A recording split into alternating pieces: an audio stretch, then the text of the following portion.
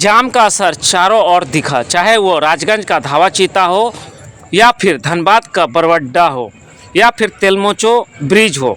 सभी तरफ वाहनों की लंबी कतार घंटों खड़ी दिखी। डुमरी के विधायक सह जेएल कैंप के सुप्रीमो जयराम महतो तेलमोचो के ब्रिज पहुंचे और फिर बाद में बोकारो के लिए रवाना हो गए। निरसा के विधायक अरूप चटर्जी जब बोकारो जाने के क्रम में तेलमोचो ब्रिज पहुंचे, जेएल कैंप के कुछ समर्थकों ने उन्हें जाने से रोका। बाद में उन्हें जाने दिया गया। हम लोगों का दादा देखिए, जो घटना हुआ है उस घटना का तो आप भी निंदा नहीं, ऐसा नहीं, हम लोगों का समर्थन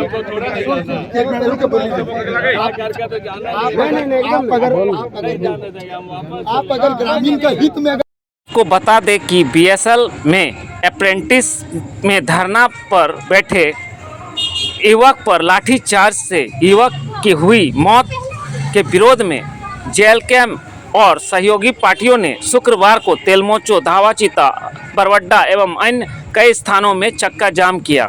हमने कुछ जेएल कैंप एवं मासस के निरसा विधायक से बात की तो उन्होंने इस संबंध में क्या कुछ कहा, आइए जानते हैं। बताइए, कल की घटना के लेकर आज जो बंदी किए हैं, क्या विषय है, क्या क्या हुआ था कल? देखिए, विषय तो वो पूरा राज्य को ज्ञात है। जो हमारे विस्थापित रहे प्रेम कुमार महतो और उन लोगों के द्वारा जिस प्रकार क्रूरता के साथ लाठीचार्ज किया गया, कहीं ना कहीं ये बहुत ही दुर्भाग्य का विषय है। और लाठीचार्ज के बाद भी जिस प्रकार से एक के बाद एक जो है कि मृत्यु हो रही है, कहीं ना कहीं ये बहुत ही शर्मसार करने वाली घटना है। और अभी आज़ाद भारत में, आज़ाद झारखंड में इस प्रकार की घटना होना कहीं ना कहीं लग रहा है कि पहले हम लोग जिस प्रकार आज़ाद भारत नहीं हुआ था उससे पहले हम लोग अंग्रेजी शासन में थे। अब इन कंपनियों के द्वारा मुझे लगता है कि हम लोगों के ऊपर शासन किया जा रहा है। कुछ सीएसएफ के जो डीआईजी है उन्होंने कहा कि भगदड़ में मौत हुई है। देखिए, भगदड़ में किसी का मौत नहीं होता है।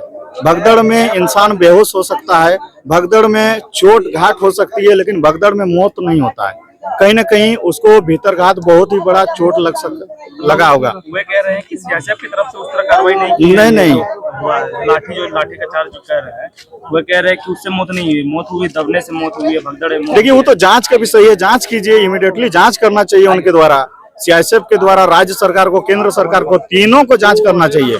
और जांच इतना होना चाहिए, जांच के बाद जो है कि मुझे लगता है कि एक कड़ी कार्रवाई होने की आवश्यकता है, बहुत ही बड़ी कार्रवाई करने की आवश्यकता है। आज विस्थापित तो अगर अपना हक अधिकार मांगने के लिए बैठे हैं धरना में, तो कहाँ तक ये गलत नहीं है, बताइए, ये संवैधानिक अधिकार है। तो मुझे लगता है कि बड़ी कार्रवाई करने की आवश्यकता है ताकि इन कंपनियों के द्वारा आगे इस प्रकार का कभी कृत्य ना हो। बोकारो के सेल के जो मुख्य प्रबंधक है उनकी गिरफ्तारी की भी सूचना आ रही है। जी बिल्कुल, गिरफ्तारी होनी चाहिए। ये इनडायरेक्टली जो हत्यारा है, डायरेक्टली नहीं बोलेंगे, इनडायरेक्टली हत्यारा है, उन लोगों के द्वारा ही किया गया है। तो बिल्कुल उनके जिम्मेदार किसे मानते हैं? ये प्रबंधक है, कंपनी प्रबंधक है। डीआईजी द्वारा कहा जा रहा है कि लाठी और पथराव पहले जनता से स्टार्ट हो गया। देखिए, ये तो जांच का विषय, हम खुदे बोल रहे हैं, जांच होनी चाहिए। आप लोग क्या चाहते हैं? हम लोग जांच चाहते हैं और कार्रवाई चाहते हैं कि बड़ी से बड़ी कार्रवाई हो, ताकि विस्थापितों के द्वारा, आज मान लीजिए अभी सरकार में जो है, सरकार हमेशा तो सरकार रहना जाएगा, इसके बाद वो तो विपक्ष में आएगा ही कभी ना कभी। तो उन लोग के द्वारा भी कभी अगर मान लीजिए धरना किया जाता है तो क्या उन लोगों के ऊपर इस प्रकार का कार्रवाई होगा? मैं कहना चाहता हूँ, ये संवैधानिक अधिकार है, तो संवैधानिक अधिकार को कोई छीनने का प्रयास ना करे, उस पर कार्रवाई होना चाहिए, कड़ी से कड़ी कार्रवाई हो। बताइए कि कंपनी प्रबंधक और सीएसएफ के द्वारा एक व्यक्ति की मौत हो गई है उनके कार्रवाई से, कैसा देख रहे हैं आप? देखिए, इसको जितनी निंदा करे कम है। हमने आपको जमीन दिया, अपने बदले में मौत दे रहे हैं।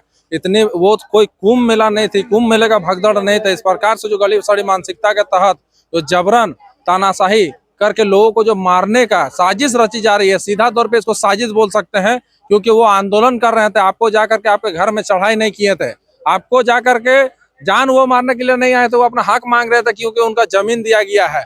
वो अपने जमीन दे करके, जो वहाँ के ग्रामीण थे, वो अपना आंदोलनरत थे। इसी दरमियान उन लोग जो गली सड़ी मानसिकता के तहत मारे हैं, इनकी जितनी निंदा करे कम है, क्योंकि वहाँ एक तो जमीन देने के बावजूद भी वहाँ के लोगों को किया जा रहा है। 64 मौजा 84 गांव का लोग जो अपना जमीन दे करके इतना बड़ा कंपनी खड़ा कर रही है, और कंपनी ये तो अंग्रेज शासन की तरह लोगों को जबरन गली सड़ी मानसिकता के तहत निगलने और कुचलने का काम नहीं, डायरेक्ट उनको प्रहार कर जान से हमला कर उनको मारने का काम किया जा रहा है। साजिश का तहत उनको मौत दिया जा रहा है। वो मांग रहे हैं जमीन के बदले नौकरी, उनको मौत तोहफा में उपहार में दिया जा रहा है।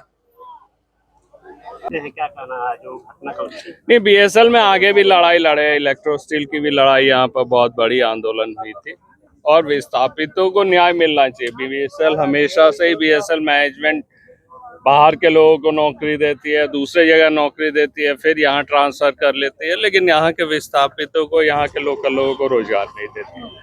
तो ये गोलबंदी तो हमेशा होना चाहिए, और गोलबंदी हम समझते हैं जितना भी विस्थापित संगठन छोटे छोटे दल में बैठे हुए हैं, सब लोगों को एक मंच पे आके इसके खिलाफ लड़ाई लड़नी चाहिए। हम तमाम लोग आपके साथ हैं और इस लड़ाई को जरूर लड़ी जानी चाहिए। यहाँ के लोगों को जमीन गई, सब कुछ गई, लेकिन यहाँ के लोगों को नौकरी नहीं मिल रही है। और तो और यहाँ के लोगों को पंचायत में वोट देने का भी जो अधिकार है वो छीन ली गई है। 20 पंचायत में 14 पंचायत हुआ, आज भी 6 पंचायत बचा हुआ है जिसको आज भी मतलब डीसी के द्वारा उसको पंचायत का दर्जा नहीं मिल रहा है। वो हाई कोर्ट बीएसएल हर बात में हाई कोर्ट चले जाता है, चीज़ों को रोकने की कोशिश करता है। तो बीएसएल मैनेजमेंट के खिलाफ एक बड़ी आंदोलन होनी चाहिए, और हम समझते हैं जो शहादत बेकार नहीं जाएगी।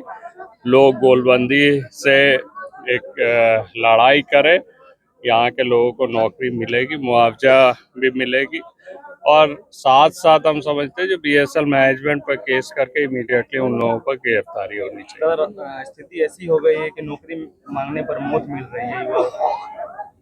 इन तमाम लोगों पर इमीडिएटली एफआईआर होनी चाहिए। सीआईएसएफ के जो भी अधिकारी उस समय लीड कर रहे थे, बीएसएल के अधिकारी जो लोगों की आज चार्ज पे है, तमाम लोगों पर एफआईआर होनी चाहिए। हम समझते हैं इमीडिएटली उन लोगों को गिरफ्तारी होनी चाहिए। राज्य सरकार इसमें हस्तक्षेप, राज्य सरकार निश्चय ही हस्तक्षेप करेगी। राज्य सरकार विस्थापितों के साथ है, यहाँ के लोगों के साथ।